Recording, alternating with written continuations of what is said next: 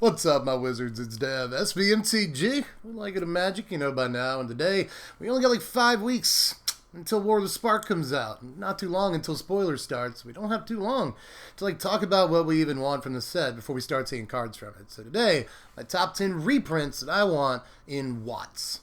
Now, the other day I put out a video that was the 10 original cards I'd like to see in this set. Super wonky video. Check that out if you haven't seen it yet. Link in the description. But today we're going to talk about 10 existing cards I'd like to see printed in this set. Starting with my honorable mention, Dark Confidant. Now, the reason that Bob is my honorable mention is because I'm pretty sure there's no chance of this happening. But we are in Ravnica, if that, you know, ups the chance by even 1%. I think it might, you know. And for what it's worth, I really don't think that Bob would be that broken in Standard right now.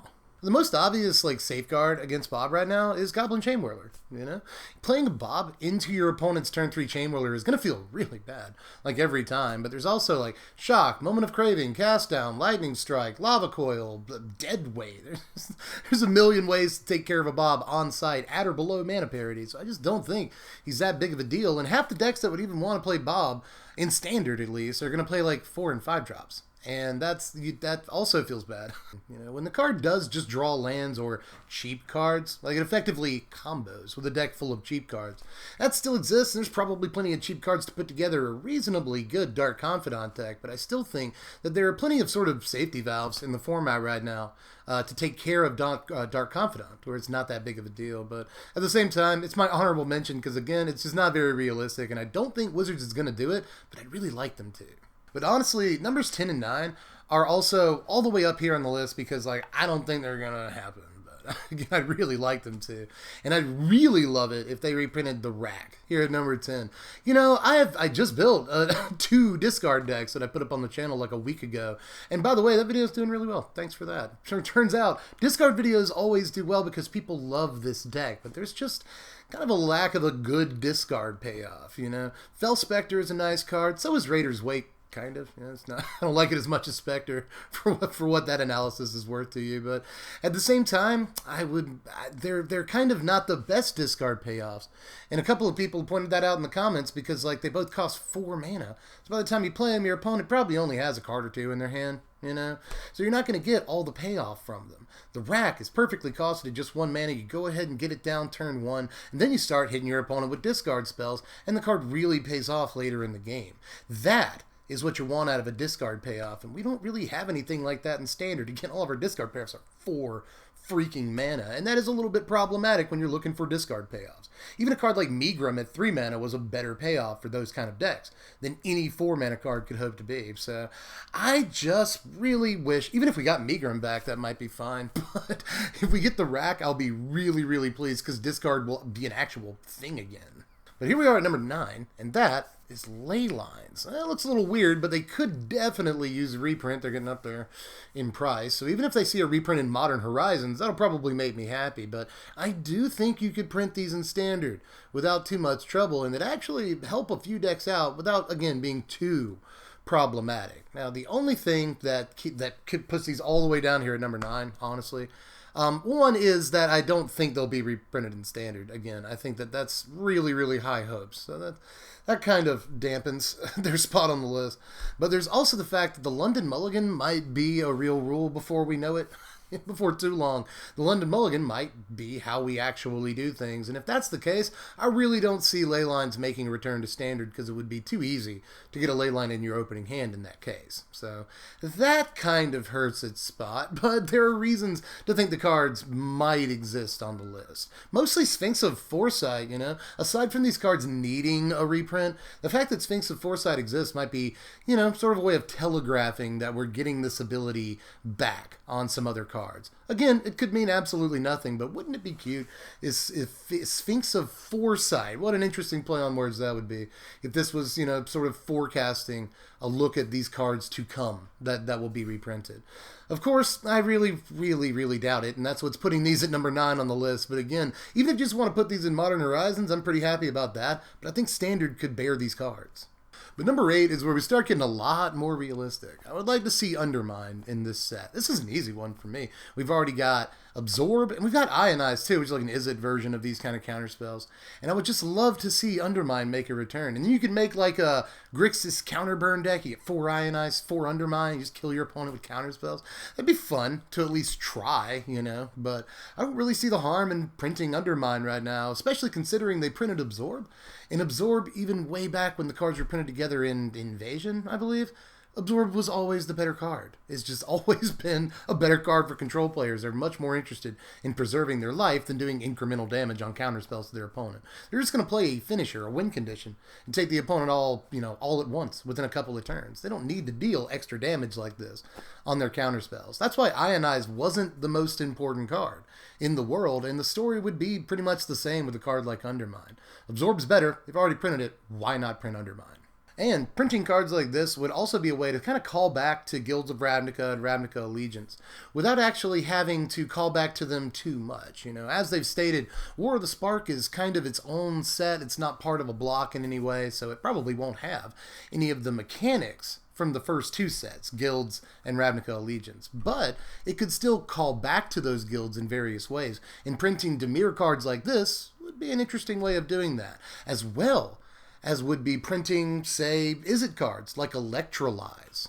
This is my number 7, not because it needs a reprint for price purposes. It's still like 10 cents if you want to get an Electrolyze, but I think it would actually be pretty good right now, you know? A couple of damage will take out a Planeswalker from time to time, and there's going to be a bunch of Planeswalkers in this set. Plus, this would be kind of fine against decks like Mono Blue and Mono White. Just kind of another way of playing Chain Whirler against decks that play a lot of 1-toughness creatures in the early game. And by the way, they reprint Dark Confidant. It might be nice to have Electrolyze in the format too. Plus, this might be a pretty good piece in Izzet decks, I don't have to tell you, in Crackling Drake and Enigma Drake decks and stuff.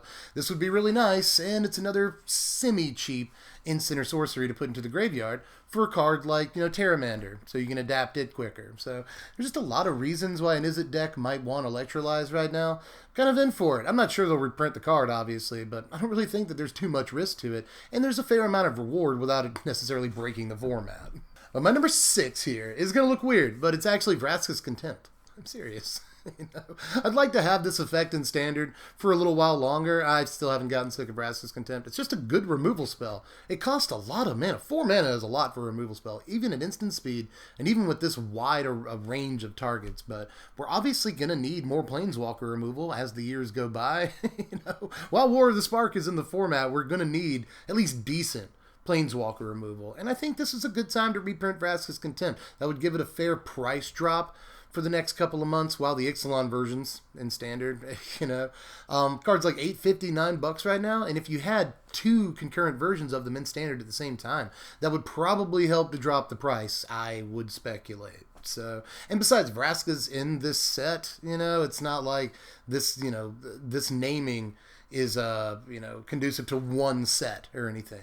The way that cards named like this usually are, but Vraska's obviously in the set, so it's not like her Contempt can't be in the set too. So I'd like to see this card reprinted, not just for sort of a price stabilization here, but also so that we get this effect after Ixalan rotates. Number 5 is a banger. This Deathride Shaman. Yeah, I think it's time. I think it's time to do this, and actually I would love it if they just printed a whole cycle of like hybrid mana 1-drops, It kind of throws things off that they've already printed Footlight Fiend, so I don't know how likely they are to print a cycle like that, but I would love it. It would go really well with like Glass of the Guild Pact and Hero Precinct 1. You can make that a real deck.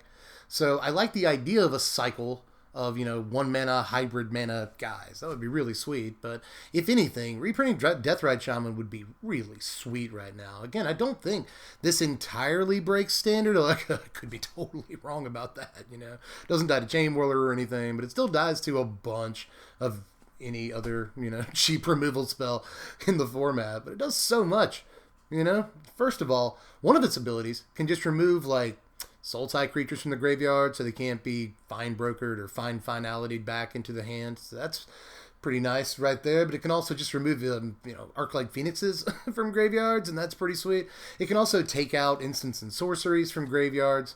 That way you keep them off of flipping over an Ascanta, or jump-starting a Chemister's Insight, or adapting a Terramander. There's just a lot of play on this card for just the 1 mana right now. And if you can use it as mana ramp, as mana acceleration, then that's pretty fine too. But there's probably not a whole lot of ways of doing that in this format right now.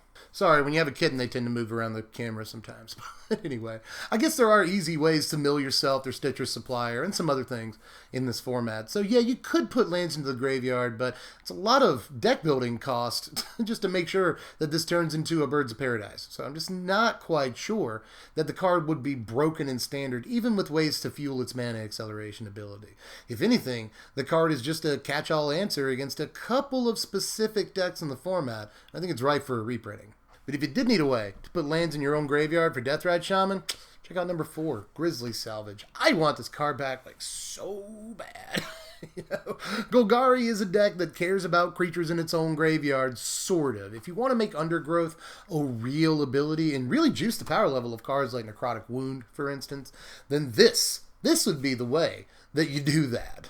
This would also help out with like Narcomoeba and Creeping Chill. There's just a ton of cards waiting on an effect just like this to be good in Standard. Plus, this helps you dig for any creatures that are specifically good in the deck you're trying to build. A 5-card dig is a long way, and it pretty much always helps you find your 3rd or 4th land if that's what you're looking for. There's so much Grizzly Salvage does for you, while also fueling, graveyard decks that have plenty of safety valves against them right now in this format. If I sat here and named all the stuff that messes with graveyards, it would take all night. There's just plenty of ways to deal with decks that use their graveyard. So I don't think the Grizzly Salvage is unsafe to print again right now.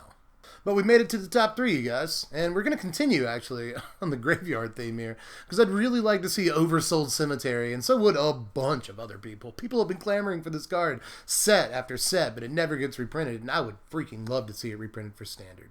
A lot of times you hear conversation about this card when like Modern Masters sets or Ultimate Masters came out, people again brought this card up. But no, I want it back in Standard, especially considering it's an amazing Undergrowth payoff. Decks that are looking to put creatures into their graveyard anyway are going to want exactly this as a payoff.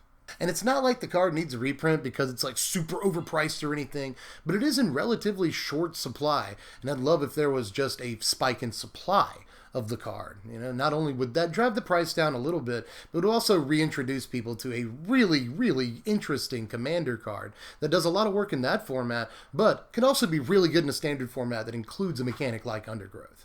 But all the way up here at number 2 are some cards that I've wanted reprinted before. These have made an appearance on one of my lists in the past, but I'll rally for them again. I want Mirage Lands back. The fetch lands, specifically like Floodplain and Bad River, etc. at all, but I would love to see these reprinted at common. Let me just put it that way. I would love to see these for Pauper, but I'm not sure how good they actually are in Pauper. We already have Evolving Wilds, that doesn't see all the play or anything. But in Standard, these could specifically be really good for fetching up Shocklands. If you printed them in common, it's not like they'd be super expensive to get or anything. You could even play them in Standard Pauper when that's an event on Arena. It should be all the time. But anyway, you could easily make these common and it wouldn't really hurt too much. It's not like there's a huge speculative secondary market based around these cards or anything. The highest of them is about $250 right now. That's the blue-black one. Most of the other ones can be gotten for much less than that. So I just don't think it would hurt too much to not only reprint these cards, but reprint them at an even lower rarity. And there'd be a really interesting tension between, how many shock lands you play, how many check lands you play, and how many Mirage fetches you play, not to mention how many basics go in your mana base. I really like tension like that when building Standard mana bases, or any mana base for that matter.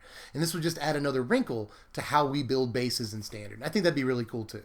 But we made it to my number 1, the card that, theoretically, I want to be reprinted more than any other card. And this one is a combination of, a necessary reprint to bring the price down of a card that's gotten way too expensive, and something I think would be pretty keen in Standard right now. That is Amulet of Vigor. I know, you call me crazy or whatever, but we're in a format full of Gates right now, and I think it would be really cool for the Gates deck to have something like this at their disposal. Even casual Gates players would love having Amulet right now in their repertoire, but the actual 4-color competitive Gates deck might make room for a card like Amulet, such so it turns all of its guild gates into, original duels.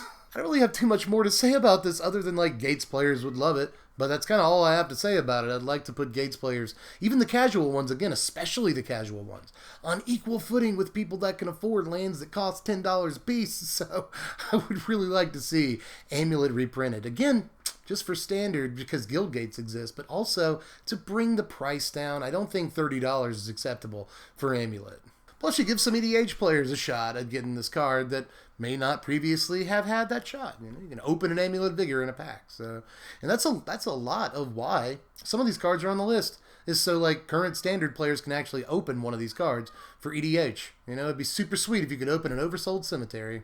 And with that, I guess I'll turn it over to you. You know, what did I miss here? There's always a bunch of cards that are super obvious to some people that need to be reprinted, but never end up on like any YouTuber's list, and it makes people mad. So just inform me of what I missed down there in the comments section. This is always a fun conversation to have. But aside from that, just like the video. A lot of work goes into these. And if you want to really appreciate the work and give back, then hit the link in the description to go over to Patreon and support the channel for just $1 a month. For that $1 a month, I'll let you vote in polls for what videos you want to see next, and I'll let you know what's coming up 24 hours in advance.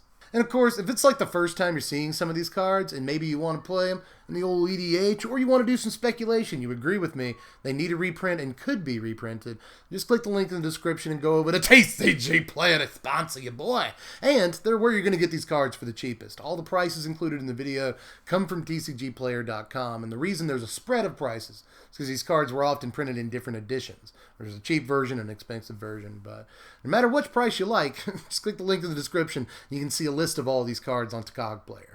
And with that, I think I'm done. Unless you want to follow me on Twitter at SBMTGDev, you probably do. But anyway, I think that's it for me, you guys. So I guess I'll catch you cats later. I'm Deb from the place. Thanks for watching, my wizards. Spread love and be kind.